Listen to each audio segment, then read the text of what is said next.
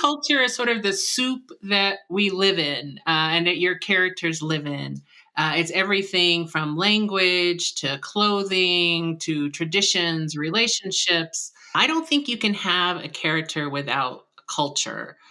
They have to exist somewhere, they have to believe something, they have to eat, drink, be entertained, have relationships, all of those things. I would consider that part of the culture. So when you are world building, you are culture building, whether you realize it or not. So I think, yeah, it's the milieu. It is what makes your character who they are.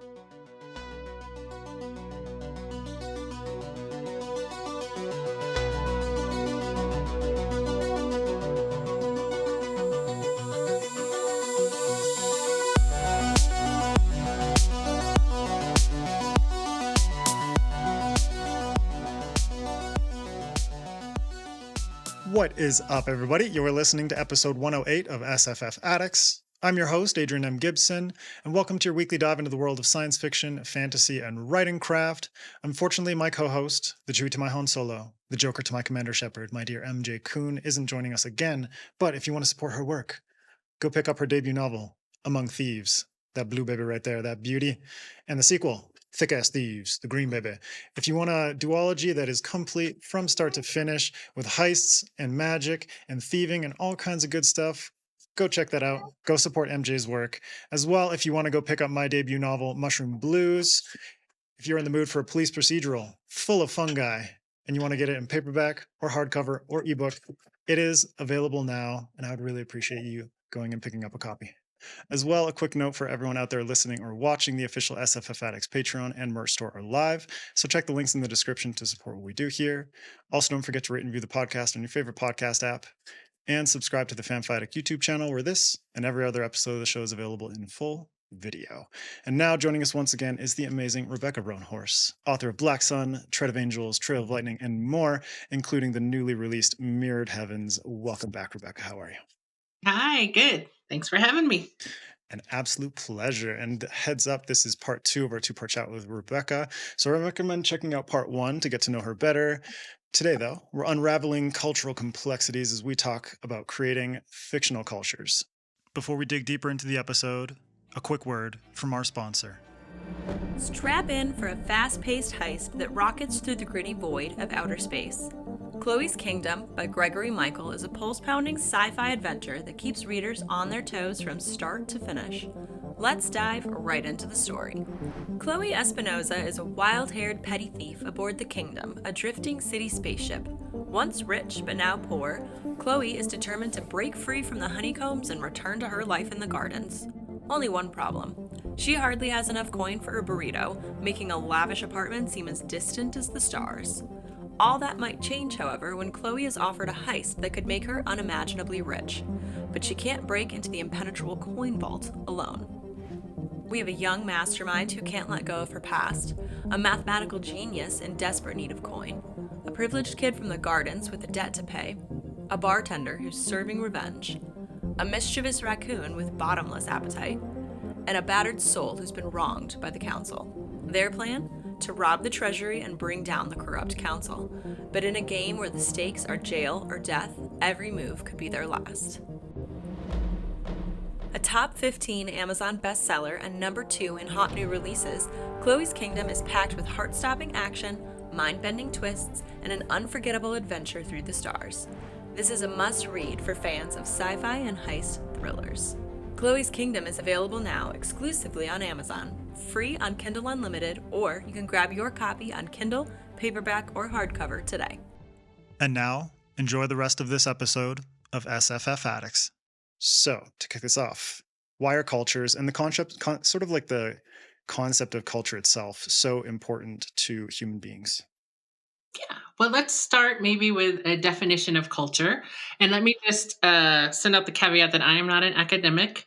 I am just a lowly science fiction and fantasy writer. So all of these are just my opinions. Have your own, please. Please.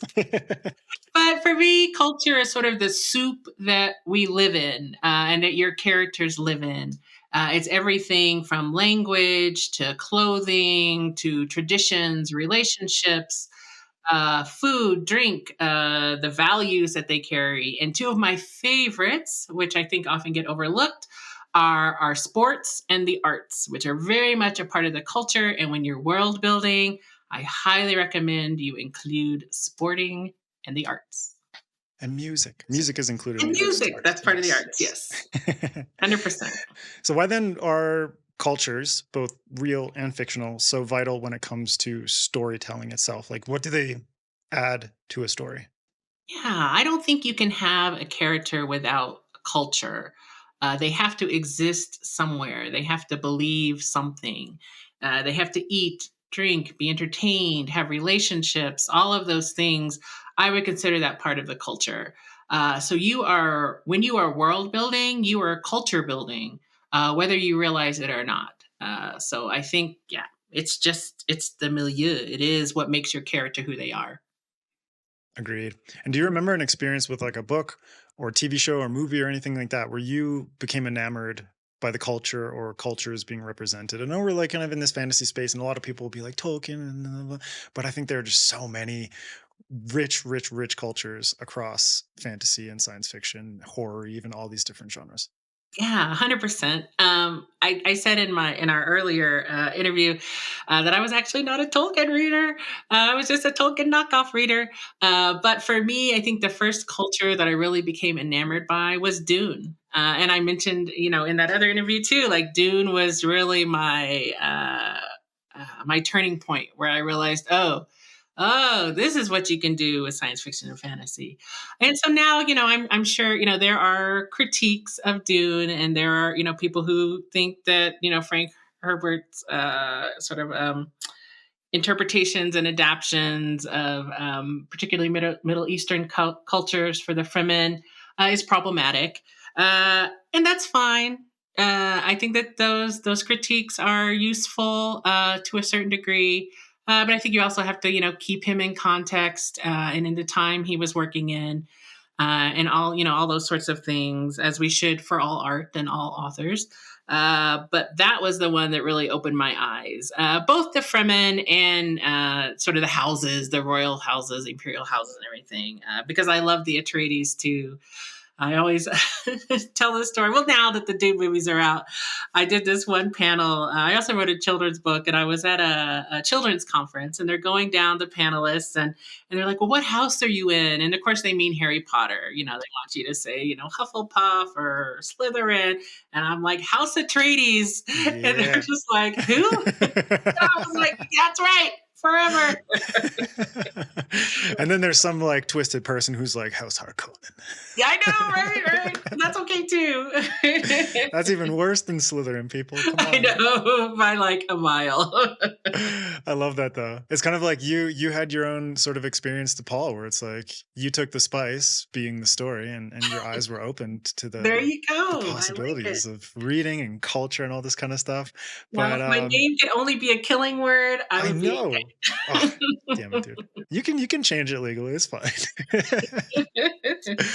Okay, so I want to dig into how authors can approach creating a fictional culture, and we'll pull examples from your books as case studies. Is like we got really cool world building across all of your books. We have like post-apocalypse with monsters and stuff like that in Trail of Lightning. We have Tread of Angels, which is kind of like Oh, yeah. murder mystery, but in like kind of a gold rush type Yes. setting, sort of like, Mhm. yeah, super cool, but with like angels and all kinds of crazy shit going on. We have Mesoamerican inspirations in Between Earth and Sky. I haven't read your middle grade book, but we can also touch on that one as well, and even some of the comics. But for you, what are some of your typical like first steps? I think when it comes to world building and characters and all this kind of stuff, it can be a bit daunting, especially for new writers who aren't really familiar with this. So for you, does it start off with the culture itself? Are you incorporating that into a world building sort of process, or are you drawing more on characters at the beginning? Yeah. So I think I know for every book sort of what the base setting is going to be. Like, so for Black Sun, I knew, okay, pre Columbian cultures. I knew that that's where I wanted to be. For Trail of Lightning, I knew it was going to be near future Navajo Nation. Um, But after I sort of know the base, I think I go to character and I let the character lead. And I said a little bit of this in the previous interview, but I'm going to repeat myself if that's okay. Yeah. So for the character of Shiala, for example, I knew I wanted her to be a sailor. And so what did that mean in a pre-Columbian world? Well, I had to, sort of look at like what sailing methods were used, what ships might look like, and then for her, what would her culture look like that this woman could be a sailor, and so I was like, she comes from like a culture that is made of women, from innocent island culture, and sort of building out from there. So I let the character lead, and then create sort of culture around them. Mm. And that way, I think you keep yourself from over researching, because we all know you can go down that research rabbit hole, and you've read 3 books and somebody's random dissertation, and you still haven't gotten anything down on the page. So you don't want to do that, and you don't want to do the infamous info dumping either, where you've learned all this information and you're like, oh, I'm so excited to share it, but nobody cares but you. These are the facts.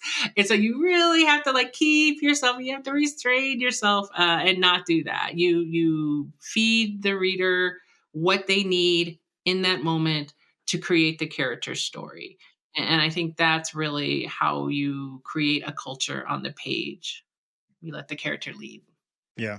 And I like that you kind of tie that into things like research and info dumping and all that. Cause like research is kind of an underrated, or yeah, it's kind of this thing that's like not necessarily talked about a lot.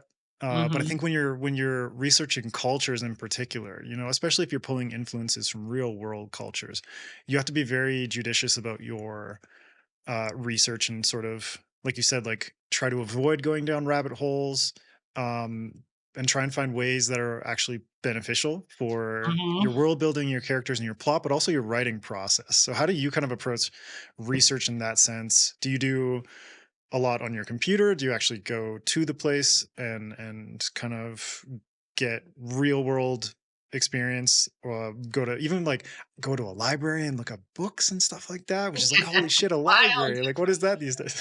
Yeah. Well, I think every story is different. For Trail of Lightning, I was living and working on the Navajo Nation. And so I just lived in the culture. I'm married to a Navajo man. So I was actually living with my in laws at the time. And so this was just day to day. This is what I saw every day. There are so many places in that book that are real places that I have fictionalized. The club that they go to, the Shalimar, is an actual club, actual bar club in Gallup. The Grace's Bar is the Sagebrush. Everyone, if you've ever driven to the Navajo Nation, you know that place. The people were people that I know, like Grandpa Ta is inspired by, a real medicine man that I know. And so that was just the culture I was living in.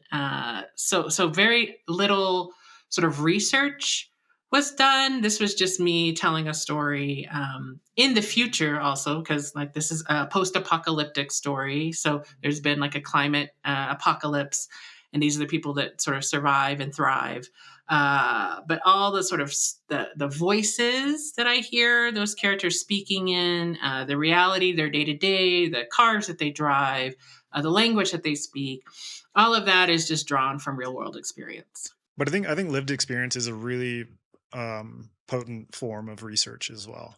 100%. Because books will only get you so far. Because I'll contrast that a little bit with Black Sun, which is, or even let's say, like you mentioned, Tread of Angels, which is my sort of weird Western, inspired by a trip to Leadville, Colorado, which is like the highest point in the United States, the not including Alaska. Those, Mhm. sorry, missing the words. What's it called? The contiguous United States? Contiguous. There you Yeah. go. Yeah. Yes. I'm And not so even it's, American, Rebecca. Come on. I know. Always wants that. I need more coffee. Always. Um, Yeah, so I had gone, so we were driving. I live in New Mexico, so Colorado's right next door. And we go there a lot for random things. We had driven through Leadville, which is this cool little like mining town. Now it's kind of like a ski town, kind of neat place. And I was just fascinated by it. And so I went and like did some research, and learned about, that back in its day, it was booming, and people like Oscar Wilde came to the opera house there. And the unsinkable Molly Brown, famous from the Titanic, made her fortune there, and the mines. And there's all these sort of like famous connections and like all this interesting history. And for me, I was thinking, well, since this is, the highest contiguous point in the United States, or highest point in the contiguous United States, if angels were to fall to earth, where would they fall? They would fall here, right? And so that's sort of what inspired that story. And then all the research and the history and the things that I learned, um, through books. I didn't have a lived experience of angels or anything, but I did study religious studies as an undergrad, and actually went to seminary, just as an academic. And so I had all this sort of history of random things. I did this talk when Trend of Angels came out. I was talking to some librarians, and they're like, "So, what did what kind of like research did you do?" And I was like, "Well, I read a lot of books on demonology." And you could have heard a pin drop. I was just like, but not, I didn't, not the way you think, but like, it's sort of like late 19th century, demonology. Just bringing my like Wiccan vibes into this life. Yeah, right. I was like, oh no, it's really fascinating. So I also like did research on like Leadville and other things like that. I know. I know. I think my editor was like, stop. Yeah. but like all the names mean something, and all the angel names and like all of this stuff. So sometimes it's the subtle things that you bring to a culture, your fictional culture, that matter, that not all readers are going to get, but that's okay. People read at different levels. They interact with your work in different ways. But it makes for a more cohesive and whole and real sort of world that your characters are living in. Mm-hmm. And at the same time, it's like you as an author can pack so much of the detail into your head, and kind of like infuse that into the world building in such a way where it doesn't have to be so you're mentioning info dumping earlier. It doesn't have to be so like expository for the reader, which is, I think, like probably one of the hardest balancing acts to play as an author, aside from when it comes to world building in particular, not necessarily character. But then on the other side, it's like, how detailed does your understanding of the culture have to be in order for you to feel confident enough to start drafting, because it's like you can do a lot of this preliminary stuff before you start drafting. You can also do it during drafting. If you're a wild one, you can incorporate it into revision stage or whatever. But like for you in particular, how detailed does your understanding have to be? Yeah, I think I have to have a base. I think I have to know sort of where and what, sort of a place I'm working in. But everything else comes as I'm drafting. Like I said, I let the character lead, and then every scene has certain demands. Is it a food scene? Then I need to know what kind of foods they were eating. Is it a sailing scene? Then I need to know what kind of ships they were sailing, whether they had sails, whether they had oars, that sort of thing. For games or for sports, like I said, those are two of my favorite things to incorporate into world building that I think get overlooked. I did a lot of research on the ball courts, of like pre-Columbian American ball courts and stuff. So it's like, what are those balls made of? Yeah, right? Like what really happened after you lost, because did they really like kill you, or were they just getting rid of all the best ball players that way? That never made sense to me. Kill the entertainers. Yeah. So anyway, so I try never to over research, but I think it is smart to have a base, like to know where you're working from, because also there's all these small subtleties, I think, that make for good cultural world building, like the way that your characters speak. the way they're going to interact with each other. Like, what is the relationship, between parents and children? Are the relationships between peers where you have to approach them a certain way? Well, what are the languages that they're going to use? So, all of those things, I think you can learn as you're drafting. I don't think you need to like do this research. And I don't think things like that need to be in your fictional culture, need to be complete parallels to real world cultures. I think you are allowed to be creative, and you are allowed to like interpret. But yeah, I don't know. That was that thought. But you're touching on something that for me is really important. It's like the details and the sort of like sensory descriptors Hmm. that writers can use to enhance sort of like a representation of a culture. It's like you mentioning sports and things like that as well. It's like I'm just things that I had off the top of my head while I was preparing for this is like food, clothing, skin color, hairstyles, Hmm. accessories, things like that. Like what is their jewelry made of? Like what Yes. minerals do they have available to them? But then you have like more broad things, like the socio-political structures and Hmm. customs and language and music and belief systems, technology, all these different things. Like how do they approach history, like their own history, their own sort of like forms of storytelling? It's like, are they oral? Are they inscribing their histories? Like, what kind of sort of like methods for writing do they have? So for you, it's Hmm. like, how often are you thinking about these kinds of things beforehand? How often do they come up while drafting or even revising? I know when I was writing Mushroom Blues, so many of the things that came up during like throughout the course of writing that book, a lot of like the really really key details came up during drafting or even in the revision stage where I'm just like, Hmm. here's this thing that just like really clicked and I didn't think of it before, but now it's like I have to incorporate that somehow because it's just like beyond cool, or it's just such an evocative representation of like part of their culture. So for you, how do you kind of incorporate that stuff? What are some sensory or descriptors that you feel maybe often get overlooked even? Hmm. Oh gosh.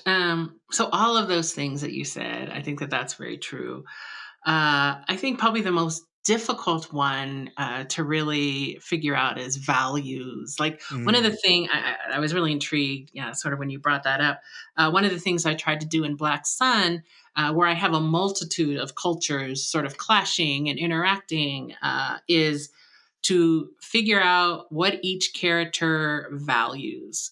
And sort of like what is success in their head, both at the individual level, and then as a cultural at the cultural level, like the larger sort of how would you define that? And I think that that's the most challenging, but also the most interesting place to play, because we're going to talk about cultures and stuff. But I will always come back to the idea that the most important part of your story is your character's emotional journey. And so, sort of, what is it that they are struggling with? What is the lie they're living with? What is the truth that they will eventually find? How do you get them from A to B? And culture is going to help you define what that looks like. But it's really the universal human emotional journey that makes your story resonate, that makes it good or bad. So culture is the milieu, but you really have to have that through line of humanity, which I think we all have in common, to really make your story good. yeah, and also the character is kind of like the lens through which the culture comes alive. And 100%. Yes. I love that you brought that up, like the values and even things like emotions. It's like we wouldn't normally think about this, but a lot of the time, the ways in which we deal with our emotions and the ways in which we convey our emotions are culturally constructed. They're 100%. socially constructed. And so those are things that say they speak volumes of a character, but they also speak volumes about the world in which they come from. And so Yes. I want to dive deeper into characters because this is really for me like one of the big things is like how the culture you've created or the real world culture that you kind of like incorporated into your story, how they affect your approach to characters, whether it comes to things like, yeah, like emotions, relationships, motivations, but also how they move the plot forward, how they move the Mm, narrative along. yeah. Oh gosh, so that's big, right? So, We're in the meat of it. yeah, yeah, so I think Serapio is a good example of that. So I'm going to talk a little bit about him. I had mentioned also in that earlier interview that he comes from the Carrion Crow clan, which is one of the clans in the Tovin culture in the book. And that idea of the Carrion Crow clan came about from actual crows. And me sort of being surrounded by them at my old place where I lived on a mountain, and the crows would come, and I would like spend hours out there hanging out, watching them, and learning then about crows. There's a great book which I don't have in front of me. That's just all. It's like a sort of like a social science type book, but it's all about crows and how they think and what we know about them as a species. And one of the things that really caught my attention was that they have these long memories, and they remember the experiences they've had, and they pass them down to their children and their children's children. So if you do a crow wrong, it will never forgive you. It remembers. And so I thought, oh, I'm going to create this culture of people with this long memory. And they're going to be been done a generational harm, because I like to talk about generational trauma a lot in my books. And they are going to this character Serapio is going to be reborn as a god through sacrifice, through like not just oh I'm born, but because his mother does some terrible things to him, as mothers do to their children sometimes, and both metaphorically and physically. And he's going to be set on this path of vengeance. And so knowing that helps me plot his character arc and plot, sort of the plot forward. Because I know where he needs to be. I know what needs to happen. I know what he's going to struggle with. And they all come from culture. And they all come from the fact that Serapio, the character himself, is sort of stuck between two cultures. Because his mother survived this generational harm, and then went to live, somewhere else, and raised him in a culture outside of the one he is supposed to represent, and he's supposed to enact vengeance on behalf of, and all of these things. So he's definitely in this push and pull, and you see that even more in the second book, Fevered Star, which I won't give away, but he has to come to terms with all of these cultural influences and where he fits in, and this strange sort of path that he's on because of what his mother has done to him, and a god. And a god, So, caveat. yeah. So I think that helped certainly with his character. I knew where his plot was going to go, right? And so because I knew that, I knew how Shiala was going to interact with him and what she was going to do to help him get there, because he's really while there's at least 4 POVs in the first book, he's really the main character. And so everyone needed to sort of revolve around him and sort of where I needed to get him. So, yeah. And at the same time, it's not like you just have multiple POVs. It's like in Black Sun, 4 POV characters, but then you have 4 sort of intermingling cultures and 4 cultures that are interacting with one Yes. another. It's like even within the city of Tova, you have multiple factions that kind of Mm-hmm. embody sort of like micro cultures of their own. And so, what would you recommend for writers out there in terms of like managing ways to handle multiple cultures and how they interact, and sort of like managing the ways in which these broader systems, sort of like from a top down level, or even from like a bottom up level, because bottom up is like characters first and you're kind of like building everything out Right. from them, how all of this different these different systems interact. Right. So I don't know. So I think, like I was saying, I think you really need to know your character very well. And I think the exciting thing, particularly when you have multiple POVs, is you can let all these cultures clash. You can let them come in contact with each other, and they can be successful, because in the real world, cultures are not static; they're dynamic. They're constantly bringing in influences from other cultures. They're constantly changing. people within one culture don't even agree on what their culture looks like. I mean, in America, we're embroiled in like a culture war right now, as they call it.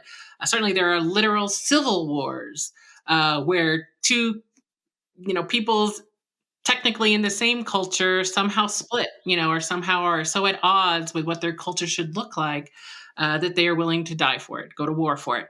So let all of that sort of inform you and be your playground in a sense, or at least your creative well. Maybe that's a better way to put that. Um, because no one agrees what culture looks like and doesn't look like, so if you create these different POVs, you can allow them to clash. You can have one that is I always write outsiders. I think that I mentioned that previously, but I love these characters that are often on the outside of their cultures, that are somehow like don't fit in. They're outcasts. They're the weirdos. They're somehow at odds, and so you get to write that. You can also write people who are new to a culture, like visitors. That's an old trope that's very handy, though. Don't overlook it. I did it for Mushroom Blues. Yes. On one hand, she's mycophobic, so she doesn't like mushrooms, which is good for talking about mushrooms and how weird all this shit is. Exactly, right? And she's also a human being in this fungal city. So it's like, Ooh. yeah, Oh, you get to like see through the eyes of the outsider. It's like yes. what's the Robert Heinlein novel, Stranger in a Strange Land? Mm-hmm, mm-hmm.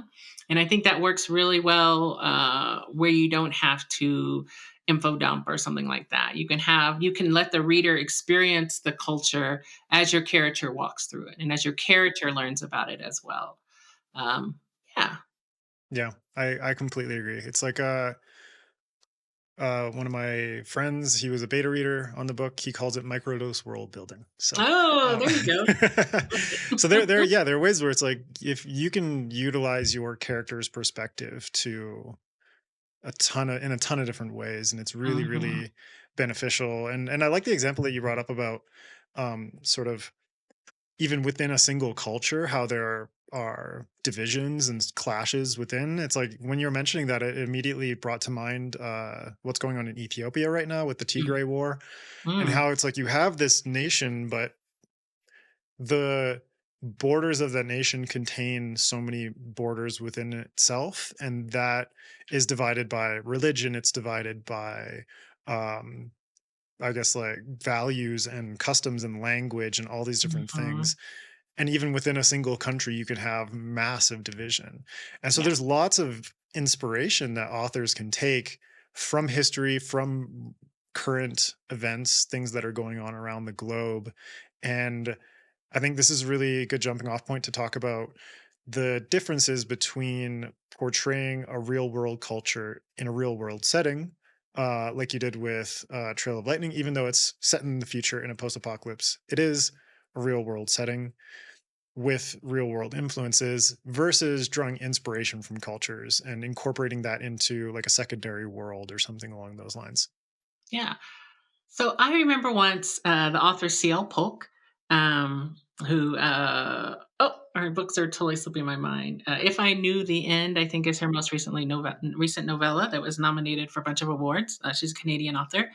I remember she's writing a epic fantasy right now, and on social media, she was asking, have you ever read a book that didn't have real world cultural influences? Because she wanted to write this new world that like didn't have any sort of noticeable cultural influences, and everybody's like, no. There's no such thing. So even when you're creating your fictional worlds, you're drawing them from somewhere, like from some actual culture. And maybe you can dress it up a little bit or switch this thing around so they're not quite as like on the nose or noticeable. But we are humans, and there's only so many stories we can tell, and there's only so many cultures that we can envision existing, even in space. Because even when you're writing your space opera, you're still inspired by some culture that probably exists, right? Already. Or if Uh, you're like Adrian Tchaikovsky, you're inspired by like animals, like even like animals and zoology. There are cultures within zoology too, people. right. 100, and that's cool, right? So Yeah. you can look outside. That's a great point. You can look outside the human realm and maybe find inspirations for other cultures and stuff. That's cool. Yeah, bugs. I was thinking bugs for him, but yeah. Spiders, clams, whatever. Yeah, right? Because I remember, one of my favorite authors is Karen Loeche, who wrote War Child, which is this great, really, really good trilogy space opera. And one of the cultures in the book is clearly inspired by Japanese samurai culture. But they are aliens, they're not supposed to be humans. And I remember reading some reviews and they're like, oh, no, no, complain, complain, complain. But it's like, I'm not sure what they think authors are going to do. I mean, has anyone seen Star Wars? I Do know, you not know right? where the Jedi inspiration came from? Did you not Oh know my that George gosh. Lucas was inspired by Akira Kurosawa? What do you think? Yeah.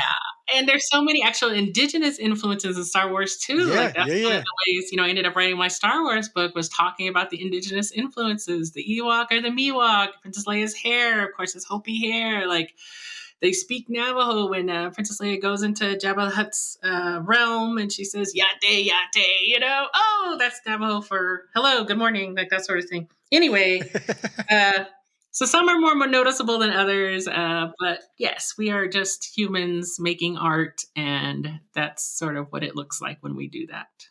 Do you think there are any like particular pitfalls or challenges or benefits with either approach?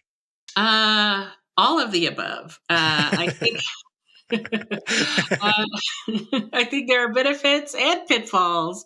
I think anytime you make art, people are going to have an opinion about it. And so, you just have to be prepared. You just have to try to do your best. I think you try to operate with integrity. I think you do your research, like we talked about. Hopefully, you have some real world lived experience. I think that's probably the best way. But even then, what we just said, people aren't going to agree about what their cultures look like or what's important or how you interpret it or something like that. So, yeah, that's the pitfall is people are people and they have opinions. And I think especially in this era of social media, they are going to have very loud opinions and not necessarily informed opinions because that's what people do too. There are certain things that, get likes or attention on social media, and those are not the things that are nuanced. Those are not the nuanced conversations or, the sort of intellectual inquiry that has some sort of value to it necessarily. I'm not a huge fan of social media, so I'm definitely going to be a little biased against it. It brings us some good things, but it brings us a lot of terrible things too, and it does not necessarily bring us nuanced conversations. Yeah, a lot of it is sort of like gut reactions to things, Yeah, yeah, and don't try not to get bogged down in that kind of negativity yeah, because it yeah. is a really difficult thing to sort of like handle once you start putting work out into the world. Like the author that you were mentioning about like an alien race that is inspired by Japan and samurai culture and stuff like that. Hmm. It's like obviously the topic of cultural appropriation versus Hmm. inspiration, that is a very, very big thing. In I think the internet has sort of like amplified that particular aspect of just creativity in general. It's like you see it from Hmm. movies and TV shows, comics and books all across the board. This is something that often comes up. So from your perspective, like where's the line between writing one's own culture versus someone else's? But at the same time, like if you are going to write about someone else's culture and incorporate that into your work, some ways that writers can be more respectful about the cultures that they represent or draw inspiration from. Yeah. Sorry, I have something in my eye, so I saw I'm sure that looks great. it. Sorry, It's all only good. human. Yeah, so I was gonna say, like, I feel like this question of appropriation versus appreciation has limited use in the arts. I think we can all agree that something like a college girl at Coachella wearing a war bonnet is not good, Right. right? Or what was the the guy at like the January 6th riots at the Capitol wearing was he also wearing a head bonnet as well? I think I he was wearing was. a buffalo, right? Like Yeah, yeah, a yeah, something yeah, like that. Yeah. yeah. not good. And I think the way that sometimes you can tell whether something is good or not is sort of three-prong. I think you ask about power, who has the power in the exchange. I think you ask about context. What is the context? If you're wearing a war bonnet, a Coachella, clearly you have taken something that is an honor and that is sacred completely out of context. In a And very made it. privileged setting too, Yes, right. like And Coachella. intent. I think last you look at intent and what is sort of the intent of the author or the creator, because I think this is not just about writing. There's this like larger sort of art, and what are they intending to do with it? Are they? I think integrity is a question that you can ask when you're talking about those. But I think we just need to be careful, particularly in this sort of realm of social media, when we ask these questions, and to be thoughtful. I think because anything that silences art, I feel is bad, and not all art are people going to like. And you, author, not all the art you make people are going to like. But that's sort of the nature of art. And it's okay if art is not loved. It's okay if art makes you uncomfortable. It's even okay if art makes you angry, because at least you're in conversation with the art. And that's what I think is sort of exciting about it. I, of course, have been accused of both appropriation and appreciation. And I think it's really that sort of goes to the truth that it's in the eye of the beholder. I have had folks, Navajo readers, write me and, oh, this is brilliant. This sounds like people that I know. It's amazing to see my culture on the page, especially in science fiction and fantasy, because I love genre and I've never seen anything like this. And then I've had people who are like, oh, no, this is terrible. You've portrayed us incorrectly. How dare you? All this sort of stuff. So you're going to get sort of a spectrum of responses. And that's okay as long as I think people are engaging with the art, and that they understand that it's art, which I don't know that that's always the case, I'll be honest. And that they actually read the art. Because I've had people, I did have one, a very vocal critic who was like, well, I read the first 13 pages and decided it was crap. Therefore, here's my long-winded opinion. So, what are you going to do? You're just going to say, well, thank you, I guess, for trying. So I think as an artist, you have to take chances. You have to be a little bit daring.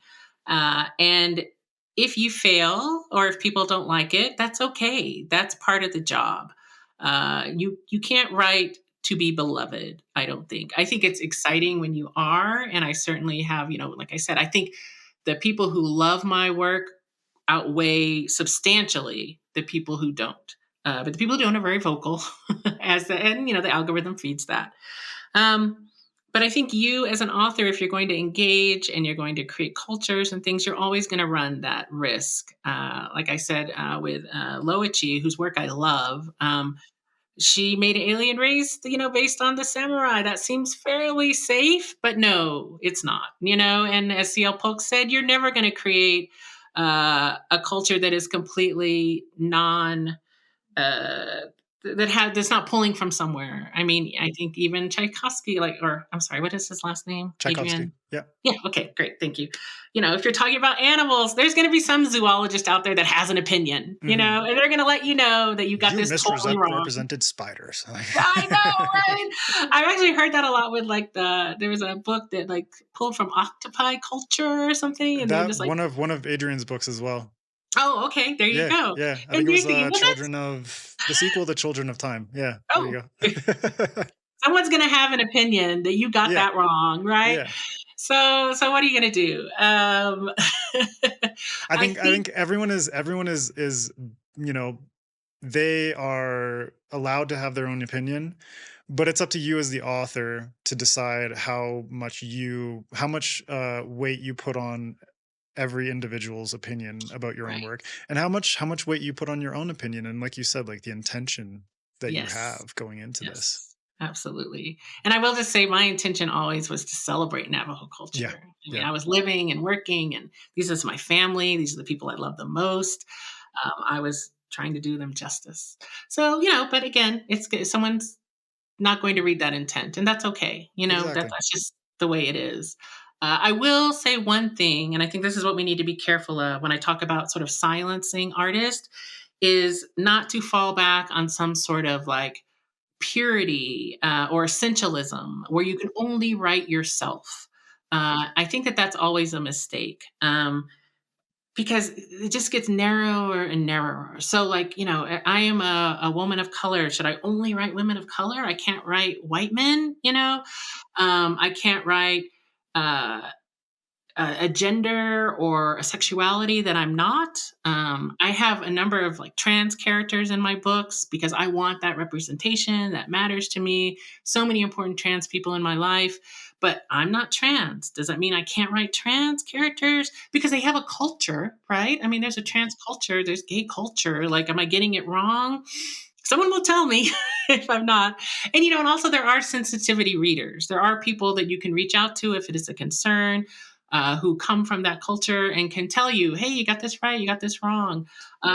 And so you're not alone out there. But I would encourage people to take a chance, to not work from fear, or like to not close yourself off or be too worried about getting something wrong or offending someone. Uh, because I just think that's a disaster. I think there's a large world out there, and we're supposed to create empathy as artists, and we're supposed to see the humanity in people, and not narrow everyone down to this sort of essentialist identity where you check off these boxes. This is what you are, and that is it. And often I think of, particularly for people of color, that works against us. You think, oh, this is gonna, I'm gonna write my, identity, somehow, and then that's all you're allowed to write suddenly. That's just so frustrating. So I want to write, white dudes too. I have things to say, but I have things to say about humanity, and they cross all cultural barriers and all the differences between us. Because I really do believe that we are more alike than we are different. And those are the stories that resonate. That's when you get a reader who reads something and says, oh, that's just like what I've experienced, even though it's very different.